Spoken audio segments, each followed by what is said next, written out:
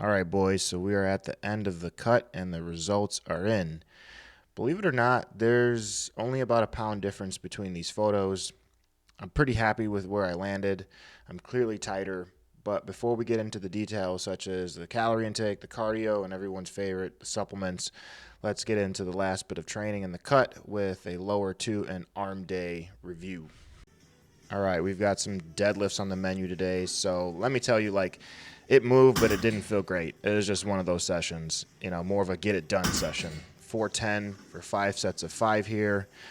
My goal with deadlifts is to get back into a 600-pound deadlift. I've deadlifted 700 pounds at a point in my life, but I'm just shooting for 600 at present. And in order to do so, I need to get my core stronger, I need to get my lower back stronger, and I need to establish a better connection and tension through my lats while I'm deadlifting, which is something that I am at present struggling with, but I'm gonna make it happen. I'm gonna do what's required and what's necessary to build that skill set back.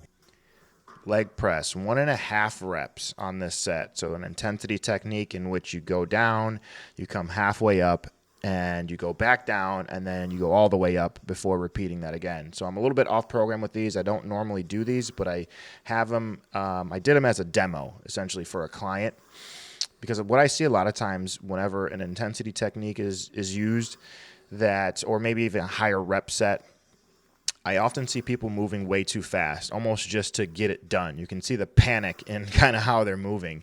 And so I wanted to show my client that even though you have a lot of work packed into a single set, that doesn't mean you have to speed up or move fast just to get it done. Instead, stay smooth, stay on the muscle, stay fucking calm, find the tension, find the pain, stay on it from start to finish. I'm a firm believer that if you're working hard enough in a set, like your face is going to show it. So you can see I'm going to start making some ugly faces, maybe grunting a little bit. And I don't think that you have to be loud or obnoxious, but I do think at a point, if you're close enough to failure or pushing hard enough, you're going to be making some noise. You're going to be making some faces. I don't think you got to be screaming or anything like that, but I think that when you get there, it's going to show. And the aftermath of that set was just engorged quads, just absolutely pumped and swollen. All right, the next day I hit some arms, the computer chair arm day. And this is sort of a silly thing, like doing an entire workout sitting down in a computer chair. But you know what? I've never had solid arm workouts this consistently. The connection, the pump, the feel, it's all top tier. Plus, I have some objective data that shows that this is working. Like my arms are measuring bigger. So I'm just going to keep doing exactly what I've been doing here. So had some single arm curls, some single arm press downs, just going for a nice gnarly pump. And although my primary focus is feel and pump, I'm trying to progress each session here a little bit where I can. So these micro plates have come in handy.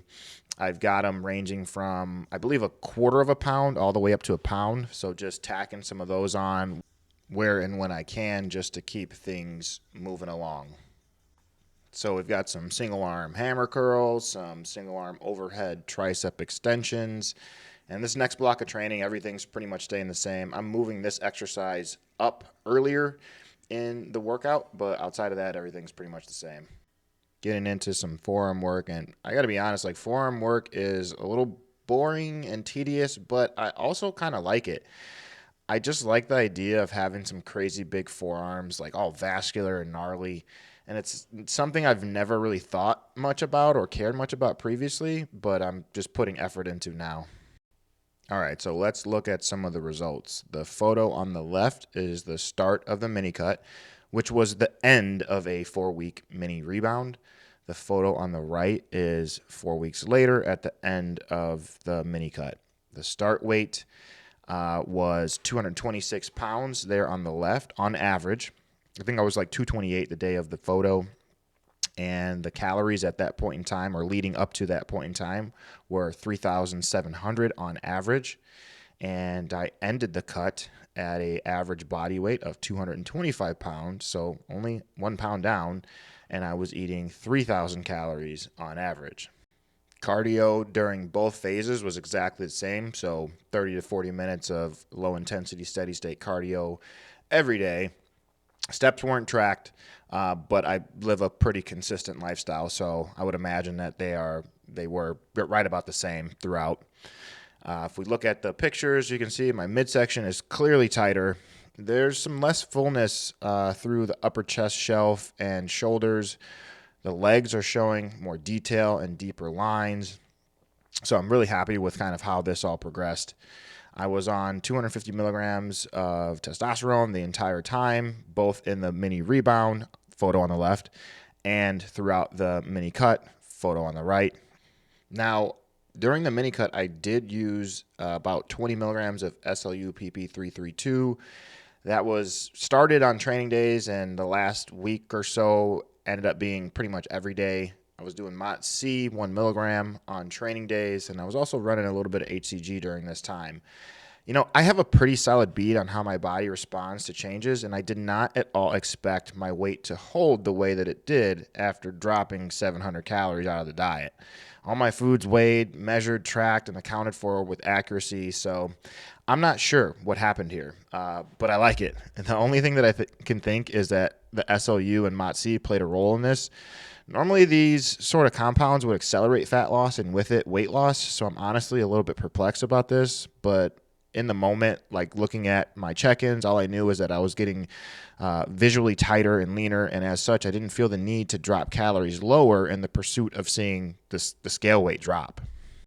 So I also wanted to zoom out and look back a little bit further than the set of photos that I just showed you prior.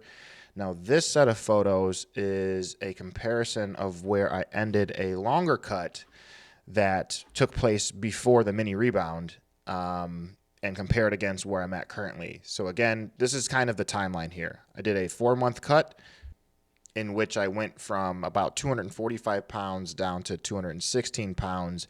And that's the photo that you're seeing there on the left. And during that time, I was using about 800 milligrams of total anabolics, about 500 TAS, 300 EQ. Now, in between the photo on the left and the photo on the right, testosterone came down to 250 milligrams, and that was it. So total anabolic load of 250 milligrams.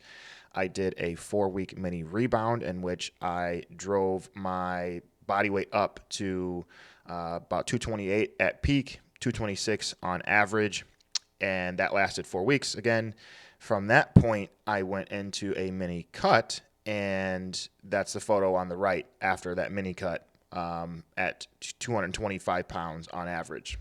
So at present, I'm about 9 pounds up from the main leg of the cut. There's definitely a loss of fullness, particularly in the upper body and chest. And when I lose fullness in my chest, it has a very distinct look. The skin on my lower pecs almost starts to hang a little bit, like kind of like old man titties. But outside of that, very comparable condition throughout the entire body. Considering the difference in weight and lower androgen load, I'm overall really happy about where I'm at currently and feel that I'm in a great spot to start growing, which was the game plan all along. So now I transition out of the cut into the bulk. So it's time to grow. And I'll be documenting the entire process. And with that, I'm going to close out the video. Last video of the cut vlog. Thanks for watching. Make sure you like, comment, and subscribe if you want to follow along for the coming bulk vlogs. See ya.